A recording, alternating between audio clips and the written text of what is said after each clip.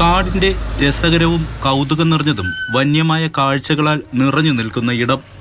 കാടിനുള്ളിലെ ലോകം കാണിക്കുന്ന ഗവിക്ക് കേരളത്തിൽ നിറയെ ആരാധകരാണ്. സാധാരണയായി KSRTCയുടെ ബഡ്ജറ്റ് ടൂറിസം സെൽ നടത്തുന്ന യാത്ര വഴിയാണ് ഗവിയിലേക്ക് സഞ്ചാരികളെത്തുന്നത്. കാടിനെ പ്രണയിക്കുന്ന, കാടിന്റെ കുളിരണിഞ്ഞ് യാത്ര ചെയ്യാൻ ആഗ്രഹിക്കുന്നവർക്കായി ഇപ്പോൾ വനംവകുപ്പിന്റെ നേതൃത്വത്തിൽ തേക്കടിയിൽ നിന്ന് ഗവിയിലേക്ക് ബസ് സർവീസ് ആരംഭിച്ചിരിക്കുകയാണ്. രാവിലെ 6:30 തേക്കടി പാർക്കിംഗ് ഗ്രൗണ്ടിൽ നിന്ന് ആരംഭിച്ച് ഗവിയിലെത്തി മടങ്ങുന്ന രീതിയിലാണ് സർവീസ് ക്രമീകരിച്ചിരിക്കുന്നത്.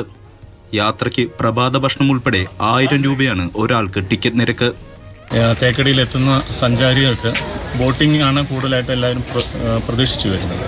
അപ്പോൾ അതെല്ലാവർക്കും സാധിക്കാത്ത സന്ദർഭം ഉണ്ടാകുന്നുണ്ട്. അപ്പോൾ അതിന് ഒരു പരിഹാരം കുറേയൊക്കെ കാണാം എന്നുള്ളൊരു ചിന്തയിലാണ് നമ്മൾ ഈ പുതിയ പ്രോഗ്രാം ഇവിടെ നിന്ന് സ്റ്റാർട്ട് ചെയ്യുന്നത്. എൻട്രി ഫീ ഉണ്ടാവും.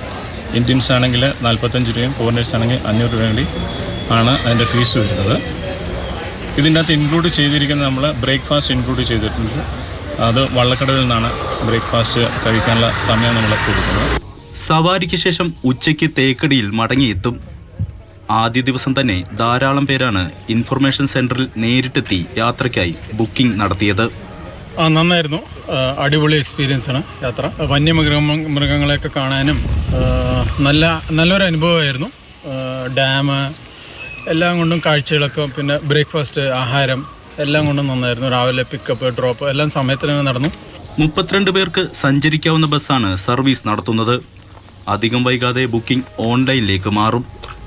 പെരിയാർ ടൈഗർ റിസർവിന്റെ വെബ്സൈറ്റ് വഴിയും ഫോൺ നമ്പറുകൾ വഴിയും സഞ്ചാരികൾക്ക് കൂടുതൽ വിവരങ്ങൾ അറിയാനാകും. മാതൃഭൂമി ന്യൂസ്, കുമളി. നന്ദുഷ ഉണ്ട് നമ്മുടെ കൂടെ. Good morning Nandusha. അതിമനോഹരമായ ഒരു യാത്രയായിരിക്കും ഇത് എന്ന കാര്യത്തിൽ സംശയമില്ല. നന്ദുഷ നേരിട്ട് കണ്ടതിന്റെ അനുഭവങ്ങൾ ഒന്ന് പങ്കുവയ്ക്കൂ. 2 മണിക്കൂർ 11:30 തിരിച്ചു.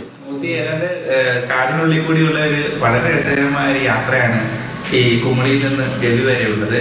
ഏതാണ്ട് 2.5-3 മണിക്കൂർ കാടിനുള്ളിൽ കൂടി തന്നെ യാത്ര ചെയ്യാൻ കഴിയുന്ന ഒരു ട്രിപ്പ്. സ്വകാര്യ പല ടൂർ ഓപ്പറേറ്റർമാരും വലിയ തുകയൊക്കെയാണ് ഇത്തരത്തിൽ ഹിന്ദിൽ സഫാരിക്ക് ഈടാക്കുന്നത്. എന്നാൽ വനം വകുപ്പിന്റെ ഇത്തരത്തിലുള്ള ഒരു യാത്രയ്ക്ക് വളരെ കുറഞ്ഞ തുക മാത്രമേ ആകുന്നുള്ളൂ. 1000 രൂപ മറ്റോ ആണ് ആവുന്നത്. 1000 രൂപയാണ് ആവുന്നത്.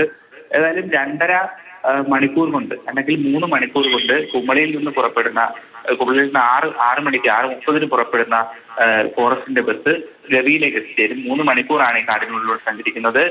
നമുക്ക് മൃഗങ്ങളെയൊക്കെ കണ്ട് വളരെ സന്തോഷകരമായ കുടുംബത്തോടൊക്കെ ഒത്ത് യാത്ര ചെയ്യാൻ കഴിയുന്ന, സുരക്ഷിതമായി യാത്ര ചെയ്യാൻ കഴിയുന്ന ഒരു പാക്കേജാണ് ഇവിടെ ഫോറസ്റ്റ് ഉദ്യോഗസ്ഥർ അവതരിപ്പിച്ചിരിക്കുന്നത്.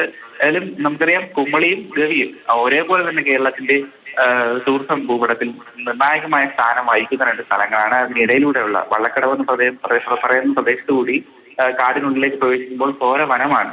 അപ്പോൾ ആ കാടിന്റെ, നമ്മൾ സാധാരണ ഒരു ടൂറിസ്റ്റ് പ്ലേസിൽ കാണുന്ന കാടിനേക്കാൾ കുറച്ചുകൂടി വന്യമായിട്ടുള്ള ഒരു അനുഭൂതിയാണ് അവിടെ ലഭിക്കുന്നത്. കുറച്ചും കൂടി ഉൾക്കാടിനുള്ളിലേക്ക് ഇറങ്ങാൻ നമുക്ക് സാധിക്കും.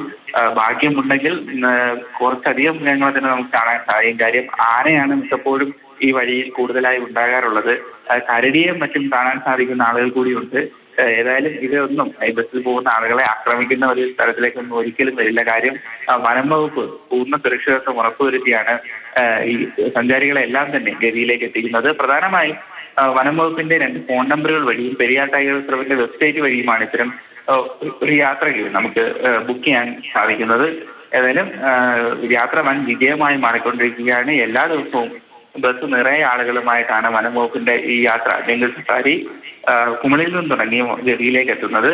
ഗവിയിലും വളരെ നല്ല കാഴ്ചകൾ തന്നെയാണ് നമുക്ക് കാണാൻ സാധിക്കുന്നത്. ഗവി ഡാമിന്റെ ദൃശ്യങ്ങളും അതോടൊപ്പം തന്നെ ഒരു മലയോര ഗ്രാമത്തിന്റെ എല്ലാ ഭംഗിയും അതിന്റെ പൂർണ്ണതയിലെത്തി നിൽക്കുന്ന ഒരു പ്രദേശമാണ് ഗവി എന്ന് പറയുന്നത്. അതുകൊണ്ട് തന്നെ ഈ 2 പ്രദേശങ്ങളും അതിനിടയിലൂടെയുള്ള സഞ്ചാരവും എല്ലാം തന്നെ അവിസ്മരണീയമായ ഒരു അനുഭവം തന്നെയാണ് സഞ്ചാരികൾക്ക് നൽകുന്നത്. നിസ്സംശയം പറയാൻ. ശരി നന്ദുഷ.